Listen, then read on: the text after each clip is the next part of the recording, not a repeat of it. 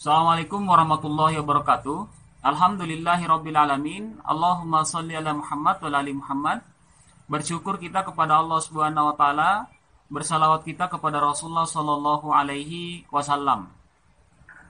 Alhamdulillah, pada kesempatan kali ini kita bisa belajar dalam jaringan, dalam hal ini secara online dan offline. Ini tentunya adalah karena atas izin Allah Subhanahu wa taala. Sebelum kita masuk ke inti materi kita, pada kesempatan kali ini saya terlebih dahulu memperkenalkan diri bahwa saya ini adalah guru muatan lokal di SMPN 42 Satap Kepulauan Selayar. Ya, saya atas nama Ahmad Asrul SPD. Ya, saya berasal dari Batang Mata, lahir di Batang Mata, Kecamatan Bontomatene, Kabupaten Kepulauan Selayar. Kemudian saya mempunyai istri atas nama Nur Saidah SPDI. Ya, dia lahir di Batang Mata, tetapi asal Dusun Barat Onto, Desa Maharaya, Kecamatan Bontomatene. Ya, alhamdulillah saat ini kami dikaruniai anak atas nama Fatimatul Husna Ibna Ahmad dan Balkis Ramadhani Ibna Ahmad.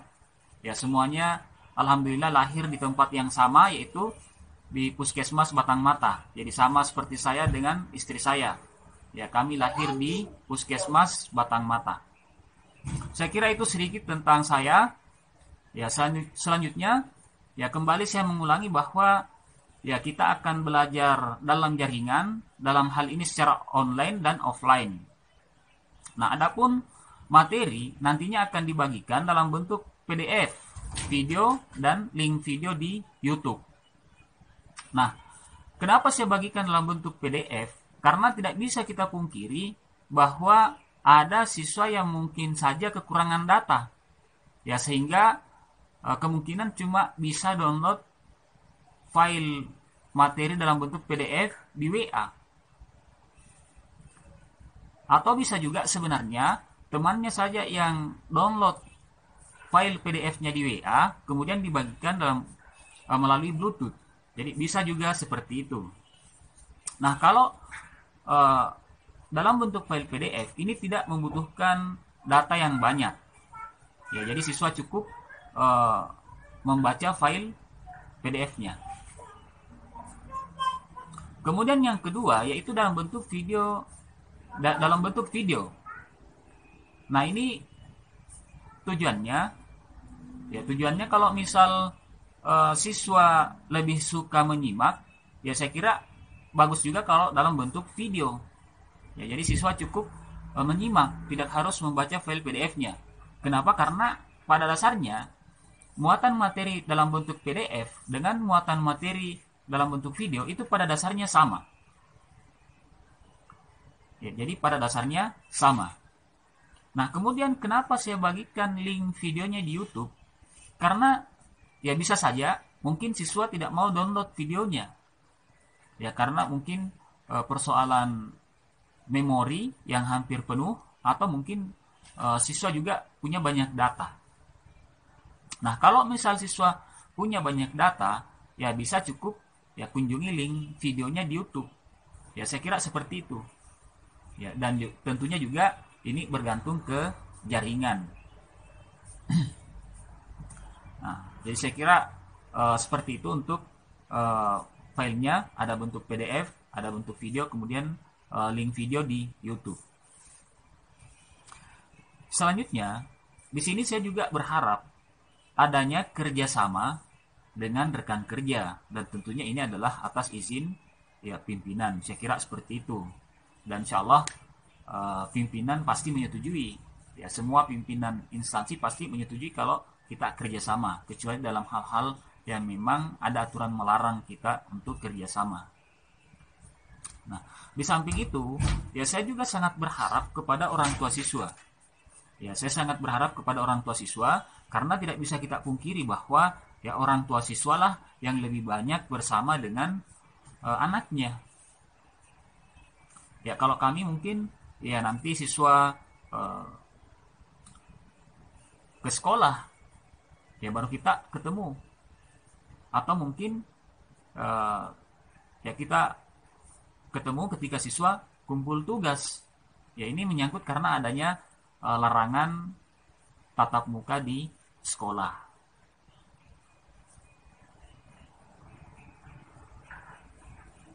Ya, selanjutnya ya saya mau menyampaikan mengenai jenis muatan lokal di Selayar.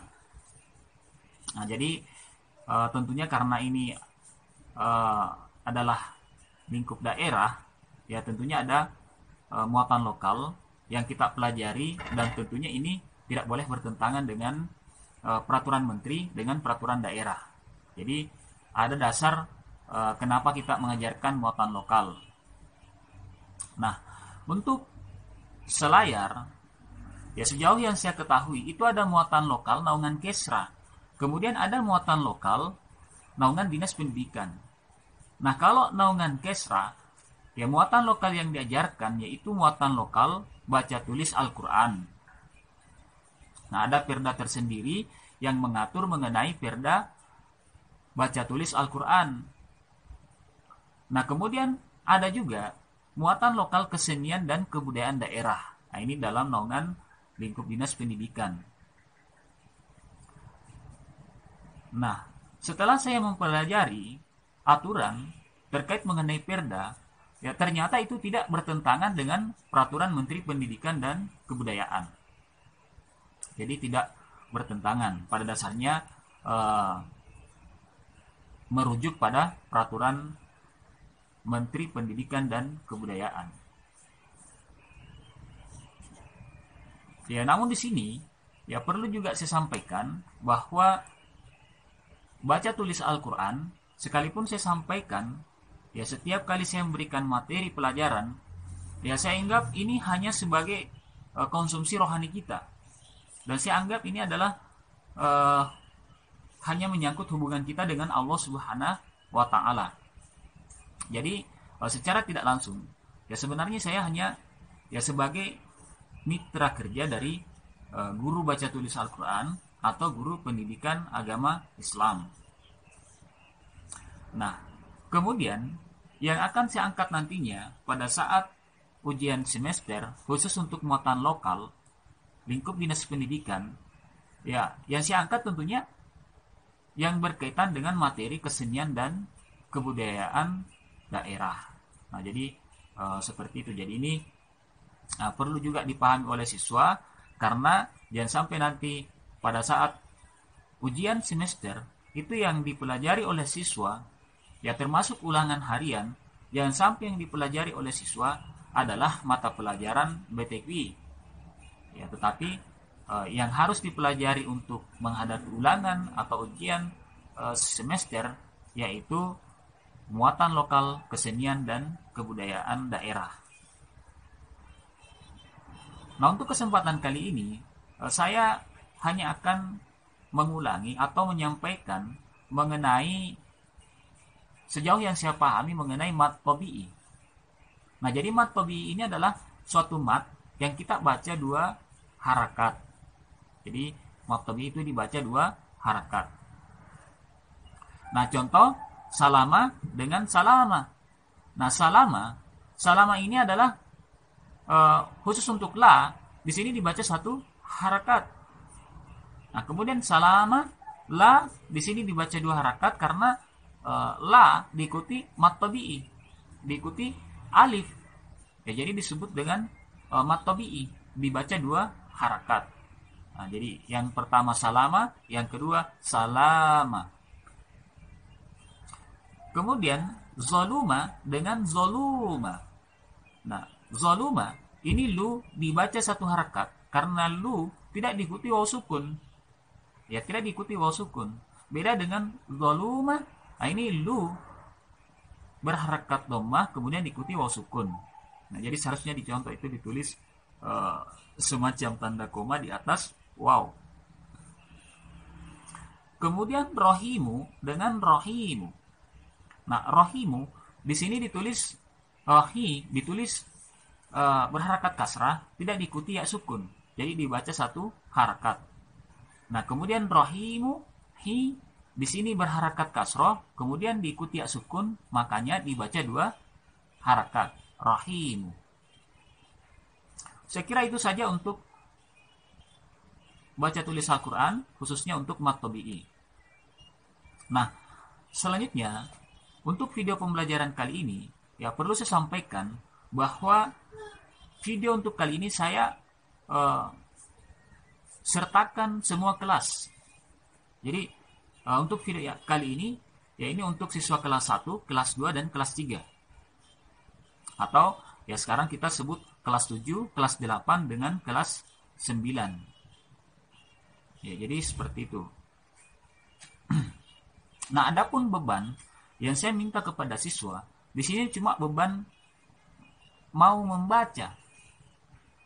Nah, jadi bisa cukup membaca file PDF.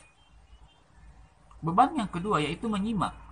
Nah, kalau misal tidak mau menyimak, ini tidak apa-apa. Ya cukup membaca.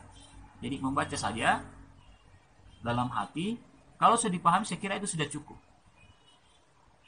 Nah, kemudian kalau misal tidak mau membaca atau mau membaca sekaligus menyimak, saya kira tidak masalah, baca file PDF kemudian nonton videonya. Jadi untuk kesempatan kali ini saya tidak memberi beban kepada siswa mengenai tugas menulis. Kenapa? Karena ya saya khawatirnya jangan sampai nanti ya ini bisa menjadi beban bagi siswa. Ya maksudnya beban yang berat sehingga menurunkan imun siswa, ketahanan tubuh siswa.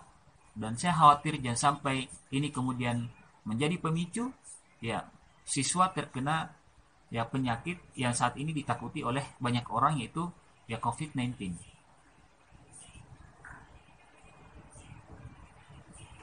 Selanjutnya, untuk siswa kelas 1 atau kelas 7, di sini saya cuma meminta supaya siswa memahami jenis-jenis cerita rakyat selayar. Nah, tentunya ada rujukan. Rujukannya itu tentu pada buku yang sudah dibuat atau disusun oleh Dinas Pendidikan. Nah, untuk cerita rakyat selayar, itu pada dasarnya sama jenisnya dengan daerah lain. Ya, bahkan ya terkait mengenai definisinya itu sama. Ya, dengan bahasa Indonesia.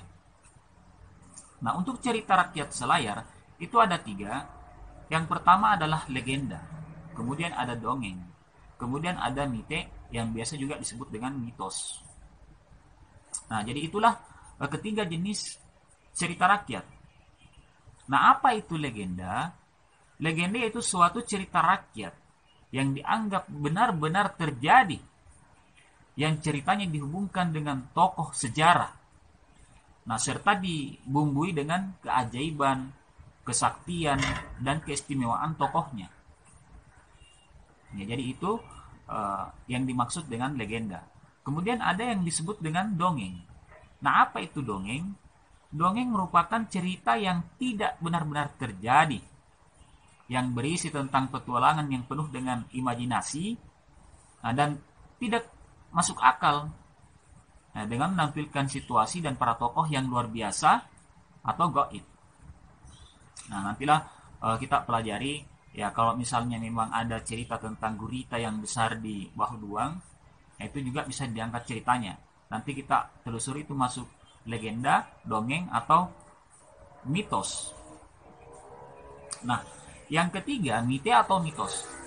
Nah, ini merupakan cerita rakyat yang ditokohi oleh para dewa atau makhluk setengah dewa yang terjadi di dunia lain atau di kahyangan. Dan ini terjadinya pada masa lampau dan dianggap benar-benar terjadi oleh penganutnya dan bertalian dengan terjadinya tempat, alam semesta, para dewa, adat istiadat, dan ritual suci. Nah, jadi itu yang dianggap sebagai mite atau mitos. Nah, selanjutnya untuk kelas 2, ini juga bebannya cuma 1 slide yang saya minta supaya siswa pahami. Dan rujukannya itu pada buku yang sudah disusun oleh Dinas Pendidikan. Nah, untuk kelas 2 atau kelas 7, di sini materinya yaitu mengenai memahami jenis kain tradisional selayar. Jadi, ya sekalipun kita berada di daerah kepulauan, kita juga punya ciri khas. Nah, jadi ciri khas kain tradisional kita yaitu sutra. Ya, sutra yang ditenun. Ya, jadi itu. Nah, adapun pengertian sutra yaitu serat protein alami yang bisa ditenun jadi tekstil. Nah, itu. Nah, kemudian jenis sutra yang paling umum adalah sutra dari kepompong yang dihasilkan oleh larva ulat sutra murbei yang sengaja diternak. Ya, jadi peternakannya itu disebut serikultur.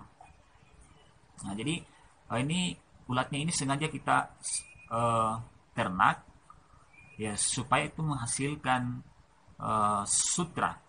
Ya, jadi seperti itu. Jadi ada gambar di bawahnya. Jadi ya kurang lebih ya seperti itu ulatnya. Nah, itulah yang menghasilkan kepompong dan itu dijadikan sebagai bahan dasar sutra. Selanjutnya untuk kelas 3 atau kelas 9, ini juga rujukannya itu pada buku yang telah disusun oleh Dinas Pendidikan. Nah, di sini materinya yaitu mengenai memahami jenis-jenis kearifan lokal Selayar.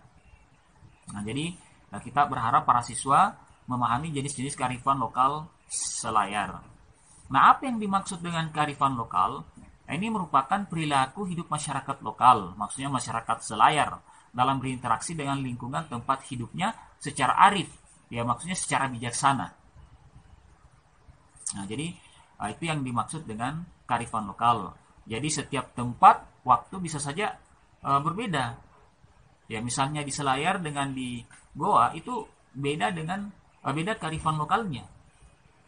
Ya sekalipun sesama suku Makassar, ya sekalipun ada yang sama tetapi ya jelas ada perbedaannya karena berbeda tempat. Kemudian kearifan lokal daerah kadang itu bergeser karena pengaruh spiritual.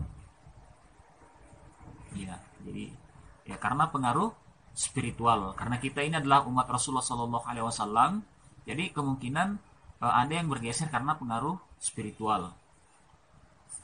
Nah, adapun beberapa contoh kearifan lokal, yakni Apakan Rebalapati, Apanaung Lopi, Asong Kabala, Attalo-talo, Ammake Embe, Kapali. Nah, itu semua masuk kearifan lokal daerah Selayar. Nah, jadi saya kira seperti itu. Ya, masing-masing kelas ya satu slide saja dan saya sangat berharap ya terutama orang tua siswa ya bagaimana supaya materi ini bisa diteruskan ke siswa. Atau kalau misal siswa sudah pahami ya bisa dijadikan sebagai bahan diskusi untuk kemudian kefahaman siswa itu bertambah. Nah, jadi saya kira itu saja. Nah, untuk kelas 1 yang harus dipahami yaitu mengenai jenis-jenis cerita rakyat. Nah, kemudian untuk kelas 2 yaitu mengenai kain tradisional di Selayar, dan untuk kelas 3 yaitu mengenai jenis-jenis kearifan lokal daerah Selayar. Ya, saya kira seperti itu. Ya, mohon maaf jika sekiranya ada sesuatu yang saya sampaikan dan ternyata itu menyinggung perasaan atau ya ada sesuatu yang salah. Ya, atas segala kekurangan saya mohon maaf. Demikian, Assalamualaikum warahmatullahi wabarakatuh.